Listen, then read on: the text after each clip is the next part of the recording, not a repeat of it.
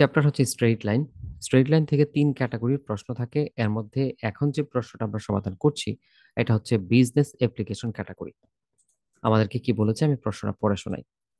Total cost Y for X unit of a certain product.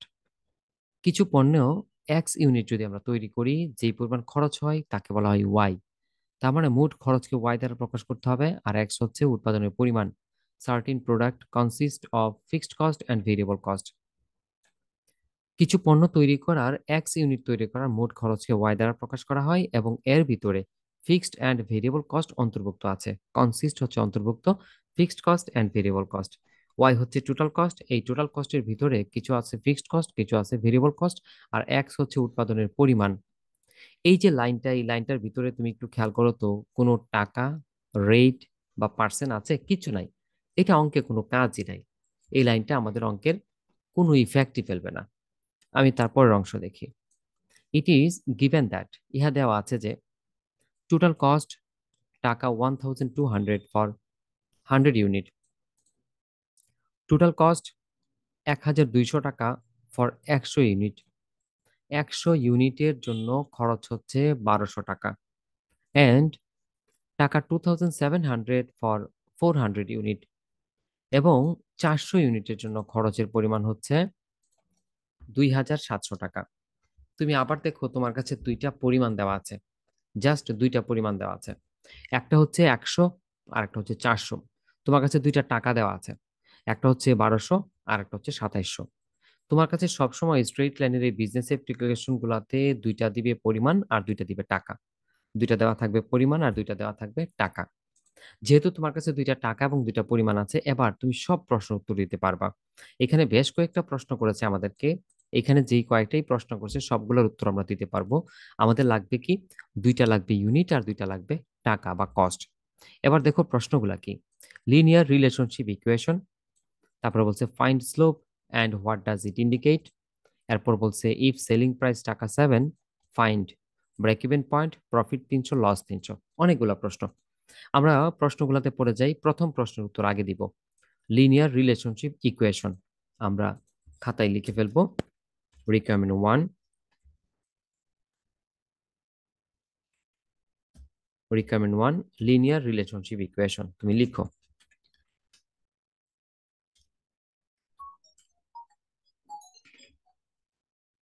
Linear relationship equation. ঠিক আছে, লিখে তুমি সূত্র লিখো। লিনিয়ার রিলেশনশিপ ইকুয়েশন লিখে তুমি সূত্র লিখো। তোমার কাছে মনে হবে সূত্র তো খুব জটিল। সিম্পল একটা সূত্র, সিম্পল একটা সূত্র আমি লিখে দেখাচ্ছি। এই সূত্রটা লিখে ফেলো।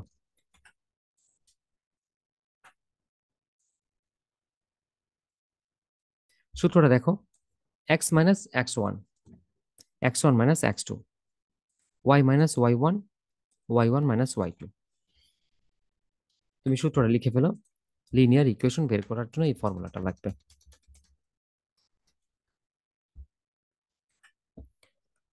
ইকুয়েশন বের করার জন্য আমার এই সূত্রটা লাগবে। তুমি খাতায় লিখে ফেলো। এক্স মাইনাস এক্স ওয়ান উপরে X one minus X two, Y minus Y one, Y one minus Y two. আমরা মান বসাবো। মান বসানোর জন্য পাশে হেয়ারে আমি সবগুলা মান লিখে ফেলবো। ঠিক আছে, পাশে আমি হেয়ারে সবগুলা মান লিখে ফেলবো। আমি হেয়ারে কাজ করার সুবিধার্থে আমি একটা বক্স করে ফেলি। তোমাকে করতে হবে না, কারণ তোমার প্রবলেম হবে না। আমার কাজ করার সুবিধার্থে আমি এটাকে দুই ভাগ করে দিলাম। হ্যাঁ, ওকে। আমি এখানে হেয়ার হেয়ারে মান বসাবো। মানটা কিভাবে বসাই তুমি শোনো। তুমি লিখো লেট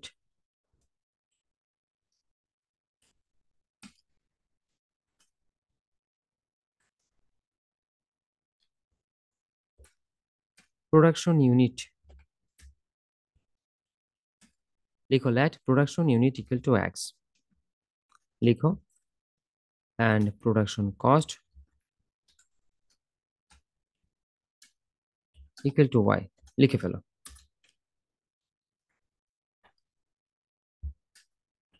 তুমি লিখো production unit equal to X, আর প্রোডাকশন কস্ট হচ্ছে ওয়াই। এইটাই যদি হয় তাহলে তুমি লিখবা x1 ইকুয়াল টু,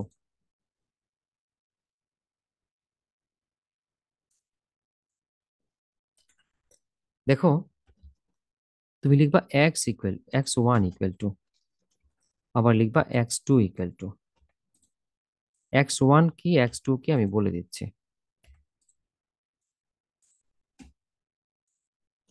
দেখো, এক্স এক্স কে আমরা কি বলছি? উৎপাদনের পরিমাণ। তো তোমার কাছে দুইটা পরিমাণ আছে, তুমি বলতে পারো প্রথম পরিমাণটা কত? 100 ইউনিট, এটা তোমার পরিমাণ। দ্বিতীয় পরিমাণটা কত? 400, এটা তোমার দ্বিতীয় ইউনিট। তাহলে x1 এর মান হচ্ছে 100, আর x2 এর মান হচ্ছে 200, 400। কেউ না বুঝলে কথা বলবা যে আমি এটা খুঁজে পাইনি, কোথায় পেয়েছি আমি। এরকম কোশ্চেন থাকলে বলো। বুঝতে পারছি স্যার। ওকে, এবার আসো ওয়াই। তোমার কাছে দুইটা আছে, তোমার কাছে ওয়াই দুইটা আছে। লিখো y1 y2। আমি লিখে দিচ্ছি, তুমি লিখো y1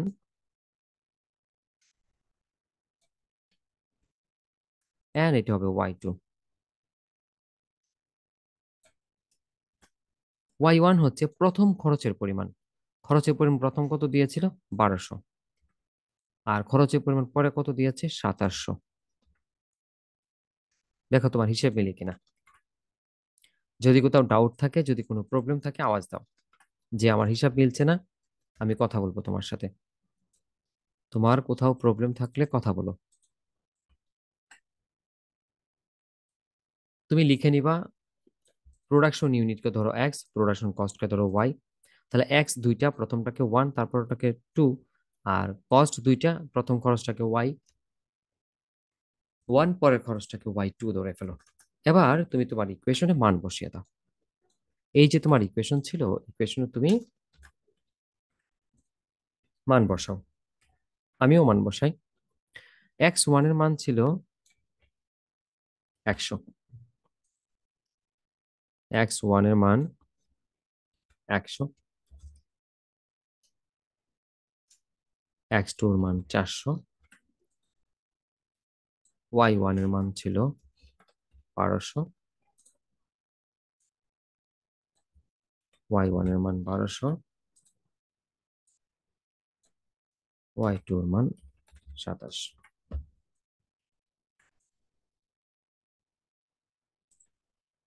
নিব, আমরা আর গ্রহণ করবো। আর গ্রহণ করার সুবিধার্থে দেখো 100 থেকে 400 যদি চলে যায় তাহলে আনসারটা কত হয়? মাইনাসের 300 হয়। আমি লিখবো মাইনাসের 300। এই পাশে 1200 আর 2700 ডিফারেন্স। 1200 থেকে যদি 2700 মাইনাস হয়, 1200 থেকে যদি 2700 মাইনাস হয়, 1500 থাকে, তাও আবার মাইনাসের। আমি এখানে 1500 রেখে দিই মাইনাসের, আর এই পাশটা ছেড়ে দিই। এখানে কারো প্রবলেম হওয়ার কথা না, হলে কথা বলবা। এখানে আমি আরেকটা কাজ করতে পারি।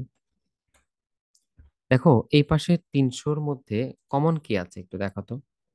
এই পাশে মাইনাস আছে, এটাতে মাইনাস আছে, এটাতে মাইনাস আছে, কাটা। আর এটাকে যদি 300 দিয়ে ভাগ করি, 300 একে 300, 1 হয়। আর 1500-কে যদি 300 দিয়ে ভাগ করো, কত হয় দেখো তো। 1500-কে তুমি 300 দিয়ে ভাগ করো তো, 5 হয়। তার মানে আমি এখানে 1 এবং এখানে 5 দিয়ে এটা কাইটে দিতে পারি। এই পাশে দিব আমি 1, আর এই পাশে দিব আমি 5। ওকে, আমি দেখাচ্ছি। 1 এবং 5 দিয়ে আমি দেখাচ্ছি।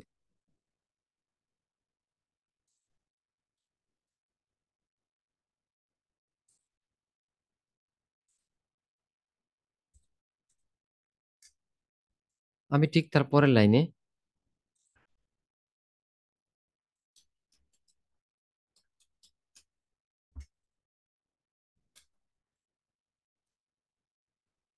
তার পরের লাইনে, এটাকে কেটে ছোট করে দিচ্ছি।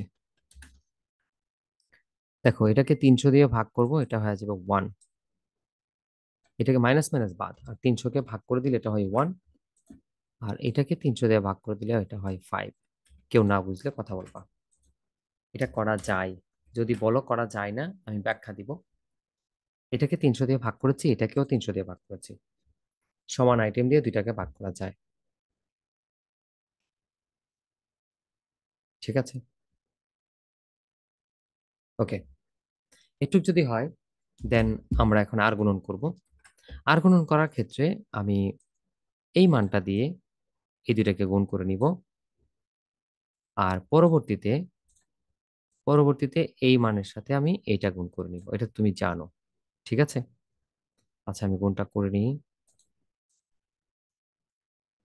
আমি যখন 1 দিয়ে y কে গুণ করব, y 1 দিয়ে যখন 1200 কে গুণ করব 1200 ইকুয়াল টু 5 দিয়ে যখন x কে গুণ করব 5x, 5 দিয়ে যখন 100 কে গুণ করব 500। একদম সহজ সরল হিসেব। y ইকুয়াল টু y যদি রেখে দেই 5x মাইনাসের 500 প্লাসের 1200, y ইকুয়াল টু আমার আনসার আসবে 5x, 500 আর 1200 যদি ডিফারেন্স করি প্লাসের 700। এই হচ্ছে আমার ইকুয়েশন। আমার যে লাস্ট লাইনটা দাঁড়িয়েছে এখন, এটাকে আমরা বলি ইকুয়েশন, লিনিয়ার রিলেশনশিপ ইকুয়েশন। এটাকে বলা হয় লিনিয়ার রিলেশনশিপ ইকুয়েশন। কেউ যদি এখান পর্যন্ত কোনো প্রবলেম থাকে কথা বলতে পারো যে আমার হচ্ছে না। এই পর্যন্ত যা করেছি এটাকে বলা হয় লিনিয়ার রিলেশনশিপ ইকুয়েশন।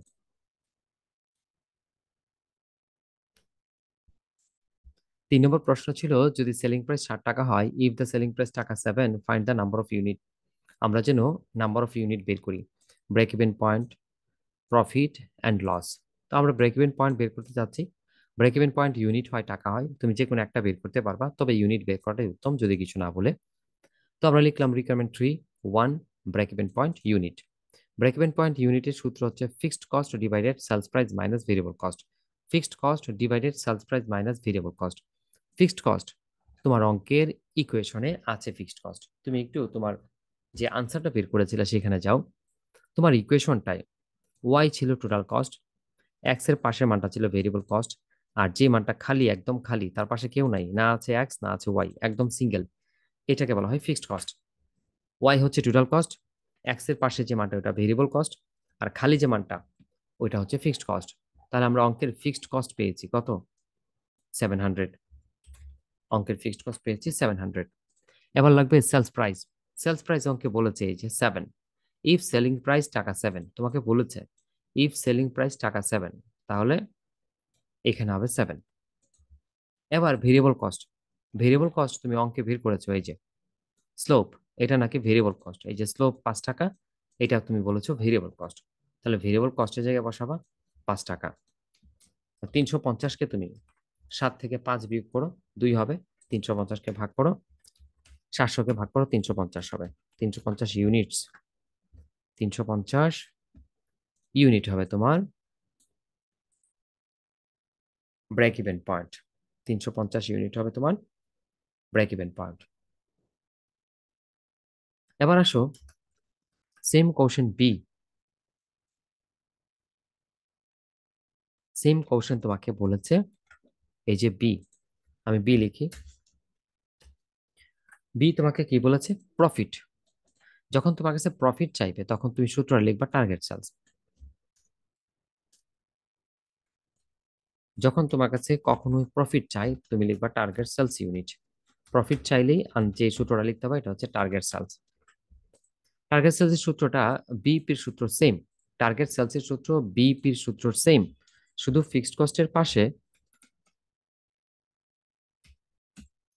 শুধু ফিক্সড কস্টের পাশে প্রফিট লিখতে হবে। এই হচ্ছে আমার টার্গেট সেলসের সূত্র। আমি আবার বলছি ভাই, যখন তোমাকে বিইপি বলবে তুমি এই ফর্মুলা লিখবা। যখন তোমাকে বলবে টার্গেট প্রফিট, টার্গেট প্রফিট এত টাকা, দেন তুমি প্রফিটের সূত্র লিখবা। আর প্রফিটের সূত্র লিখতে গেলে আমাকে লিখতে হয় টার্গেট ইউনিট, টার্গেট ইউনিট লিখে প্রফিটের সূত্র লিখবা। আর প্রফিটের সূত্র লিখতে তোমাকে কিছু মুখস্থ করতে হবে না, তোমাকে শুধু একটু জানলেই হবে যে আগে যে ফিক্সড কস্ট ছিল সেই ফিক্সড কস্টের সাথে প্রফিট যোগ করব। এবার আসো মান বসাই। ফিক্সড কস্টের সাথে কি যোগ করব? প্রফিট। তো ফিক্সড কস্ট আগেই তুমি বসিয়েছো 700, সেলস প্রাইস তুমি বসিয়েছো, সেলস প্রাইস তুমি বসিয়েছো 7, ভেরিয়েবল কস্ট তুমি বসিয়েছো 5, আর এই যে প্রফিট, প্রফিট অঙ্কে দেওয়া থাকবে। অঙ্কের রিকোয়ারমেন্টে প্রফিটের কথা বলবে। এই যে প্রফিটের কথা বলেছিল 300 টাকা প্রফিট চাই। কত টাকা প্রফিট চাই? 300। তাহলে প্রফিটের জায়গায় তুমি বসাও 300। এবার উপরে হয়ে গেছে 1000 আর নিচে হচ্ছে 2। 2 দিয়ে 1000কে ভাগ করলে 500 ইউনিট হয়। 500 ইউনিট।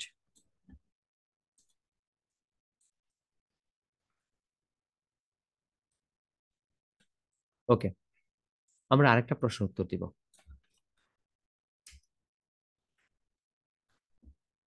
তোমার কাছে আরেকটা প্রশ্ন উত্তর দিতে বলছে লস।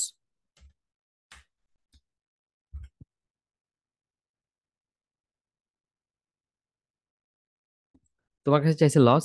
লসের ক্ষেত্রে তুমি লিখবা টার্গেট ইউনিট, লাভের ক্ষেত্রে টার্গেট ইউনিট, লসের ক্ষেত্রে টার্গেট ইউনিট। তবে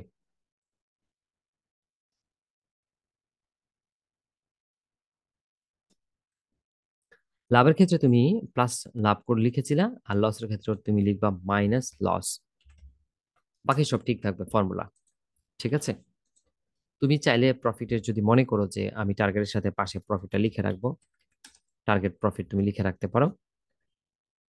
আর এখানে তুমি টার্গেট লস তুমি লিখে রাখতে পারো। ওকে, কোনো প্রবলেম হবে না। আমাদের সূত্র হচ্ছে যখন প্রফিট বলবে ফিক্সড কস্টের সাথে প্রফিটটা প্লাস করব, আর যখন লস বলবে ফিক্সড কস্ট থেকে প্রফিটটা মাইনাস করব। এবার আমাদেরকে বলছে লস কত? 300। তাহলে আমরা সেলস প্রাইস 60 টাকা, ভেরিয়েবল কস্ট 5 টাকা, এটা নিচে সেম। ফিক্সড কস্ট 700 টাকা ছিল, এটা সেম। লস 300 টাকা, সো মাইনাস 300। মাইনাস 300 দিলে উপর উত্তর আসে 700 থেকে 300 চলে গেলে 400। 400কে 2 দিয়ে ভাগ করলে হয় 200 ইউনিট। তাহলে আমার উত্তর আসছে কয়টা? 3টা। 350 ইউনিট যদি আমি বিক্রি করতে পারি তাহলে লাভ লস কিছুই হয় না, সমান সমান হয়। আর 500 ইউনিট বিক্রি করতে পারলে, 500 ইউনিট বিক্রি করতে পারলে আমার লাভ হয় 300 টাকা। আর 200 ইউনিট যদি আমি বিক্রি করি, 200 ইউনিট যদি আমি বিক্রি করি তাহলে লস হবে আমার 300 টাকা। এই হচ্ছে আমার 3 নম্বর প্রশ্ন। 3 নম্বর প্রশ্নে তোমাকে বলে দিয়েছিল যে তুমি যদি 300 টাকা লাভ করতে চাও কত বিক্রি করতে হবে, আর 300 টাকা লস করতে চাইলে কত বিক্রি করতে হবে। আর যদি লাভ লস কিছুই না চাও, লাভ লস কিছুই না চাও, সমান সমান চাও, তাহলে কি পরিমাণ বিক্রি করতে হবে। ওভারঅল এই প্রশ্ন 3টার উত্তর দিতে পারলে তুমি পাবা 10। এটা সি পার্টের ভার্সিটি কোশ্চেন।